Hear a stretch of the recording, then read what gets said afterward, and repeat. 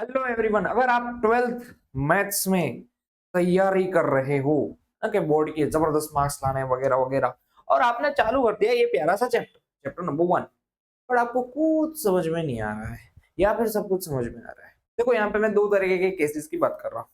एक, अगर आपको सब कुछ समझ में आ रहा है तो टेंशन मत लो, बहुत ज्यादा टाइम है, तो ये पूरा चैप्टर मस्त प्रिपेयर कर डालो ताकि आपको एमसीक्यू में बहुत सारी हेल्प हो सकती है। बट अगर ये चैप्टर आपको हार्ड लगता है तो मैं आपको बताने वाला हूं कि इस चैप्टर में से आपको एटलीस्ट क्या क्या कर लेना चाहिए जिससे बोर्ड में जो इसके टोटल 6 मार्क्स है वो आप कवर कर सको, 6 के 6 मार्क्स आ जाए ऐसा आप कर सको। मैं आज के इस वीडियो में ये बताने वाला हूँ। सबसे पहले तो हमने 12th का एक व्हाट्सएप ग्रुप बनाया हुआ है, राइट? तो उस व्हाट्सएप ग्रुप में खास ज्वाइन हो जाना, डिस्क्रिप्शन में उसकी लिंक है। अगर उसमें ज्वाइन हो गए तो क्या क्या बेनिफिट होगा, क्योंकि यहाँ पे जो स्ट्रेटेजी की वीडियो आ रहे हैं उसकी लेटेस्ट अपडेट आपको वहीं से मिल जाएगी कि कब क्या आने वाला है, और हर एक चैप्टर, हर एक चीज की वहां पे सीरियसली प्रिपरेशन आप कर पाओगे। फाइन, ज्यादा बात नहीं करते हैं, हम चालू करते हैं कि चैप्टर नंबर 1 में ऐसा तो आपको क्या करना चाहिए जिससे आप 6 के 6 मार्क्स कवर कर सको।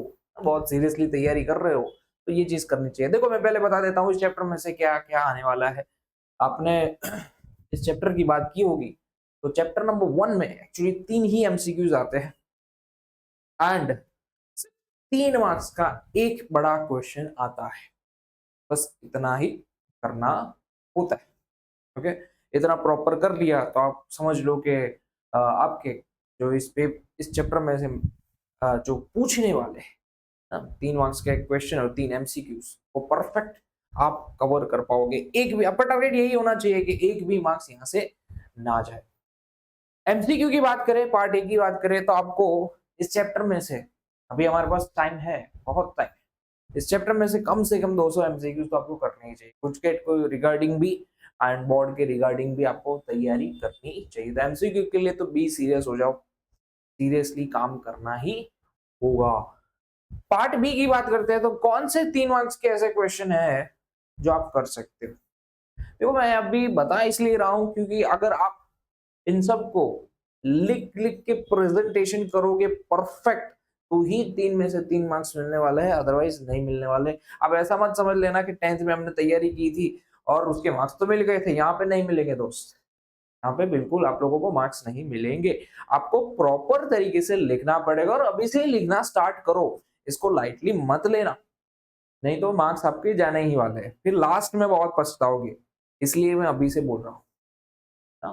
तो एक्सरसाइज 1.1 पे ही सीधा आ जाते हैं, कोई एग्जांपल नहीं करना है अभी तक। क्या आपको करना है, आपको second question, fourth question and fifth question, आपके पास अभी टाइम है, ऑब्वियसली आपको प्रैक्टिस करनी चाहिए, बट सभी सम्स लिखने की इतनी ज्यादा जरूरत नहीं है। यहाँ पे जितने मैं सम्स आपको बता रहा हूँ वो आपको प्रॉपर प्रेजेंटेशन के साथ लिख के प्रैक्टिस करनी होगी। ठीक है, फिर से बोलता हूं मैं कि 1.1 में आपको second question, fourth question, fifth question मस्त प्रॉपर तरीके से लिखना आना भी चाहिए। कई लोग ऐसे होते हैं कि सर मुझे ये क्वेश्चन तो समझ में आ गया पर लिखे कैसे वो समझ में नहीं आ रहा। तो खास ऑलरेडी हमारी एक बैच भी चालू हो चुकी है, ऑनलाइन बैच, पेड बैच भी चालू हो चुकी है। अगर आप उसमें ज्वाइन होना चाहते हो, मैंने उसमें हर एक चीज बताई हुई है कि इसको ऐसे लिखना चाहिए, इसको ऐसे लिखना चाहिए प्रॉपर तरीके से। और ये मैं क्लियरली बोलता हूँ बोर्ड के मार्क्स ओरिएंटेड ही है। बोर्ड में आपको कैसे लिखना चाहिए वो बहुत जरूरी है। कई लोगों को लिखना नहीं आता है, कई लोगों को लास्ट में पता चलेगा कि हमने तो कुछ किया ही नहीं है। इसलिए सीरियस हो जाओ थोड़ा। फाइन, तो ये जो क्वेश्चन बोल रहा हूं मैं फिर से बोल रहा हूं, बार बार ये इस चीज पे वजन दे रहा हूं तो समझ लेना कि कितना इंपॉर्टेंट चीज है।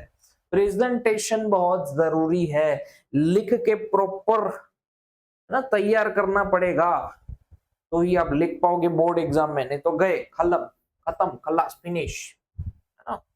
11th क्वेश्चन, 12th क्वेश्चन, ये सारे क्वेश्चन जो बुक के ही है, टेक्स्ट बुक के ही, मैं ज्यादा बाहर के नहीं पूछ रही। इस चैप्टर में से बाहर के आने के चांसेस भी बहुत बहुत ही कम है। हाँ, हो सकता है कुछ जगह पे वैल्यूज अगर चेंज कर दे, बाकी सेम टू सेम ही रहेगा।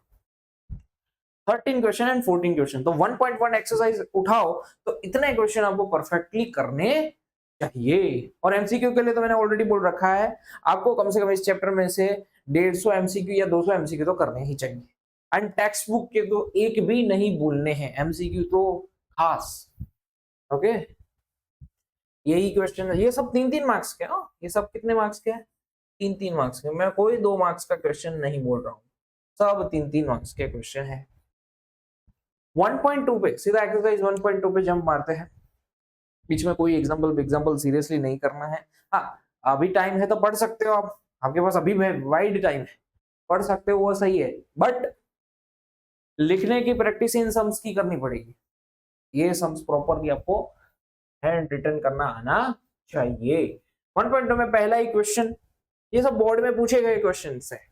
फिर 9th क्वेश्चंस, 9th नंबर का क्वेश्चन है, 10th नंबर का ये, इसमें ये क्वेश्चन ऐसा है जिसमें वैल्यूज चेंज हो सकती है। ये क्वेश्चन ऐसा है जिसमें वैल्यूज यहाँ पे 4 करते हैं, यहाँ पे ये फंक्शन चेंज करते हैं, पर मेथड सभी में सेम ही रहेगी।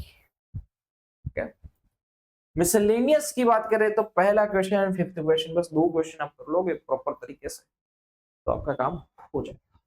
तो चैप्टर 1 में बस इतना ही। अगर आप और कुछ ना कर पाओ चैप्टर 1 में, आपको हार्ड लगता है या सो एंड सो रीजन में आपको ये चैप्टर पीछे खींच रहा है, तो आपको एटलीस्ट इतनी चीजें परफेक्टली कर लेनी होगी। ओके, तो ऐसे ही इंटरेस्टिंग वीडियो के साथ हम नेक्स्ट टाइम मिलते रहेंगे, बट मैं यही कहना चाहूंगा कि ये स्ट्रेटेजी वीडियो तो आते रहेंगे, बट आप लोग कितनी तैयारी करते हो उसके ऊपर सब कुछ डिपेंड होता है। तो दैट्स व्हाई फॉर दिस, है ना, आज के लिए इतना ही। नेक्स्ट टाइम हम मिलते हैं किसी और चैप्टर के साथ, किसी और आईएमपी के साथ।